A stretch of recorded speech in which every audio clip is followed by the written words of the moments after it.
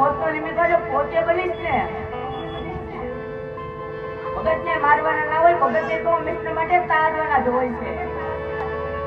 તો લાય મહાદેવના શ્રાપથી જે મારા શરીરની માલિકો આવી રૂપસુમના અને સુષમા નામની બે નારીઓ ઉત્પન્ન કરી છે.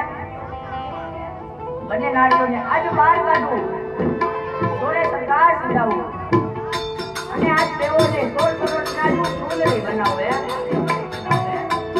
આ ભર સમુદ્રની માલિકો એક ઘાટ રચાવું, ત્યાં મારા ભગત દુશ્મનને આજ હું બે ભાગ મળું અને બંનેને મારી પાસે લઈ આવું અને મારી પાસે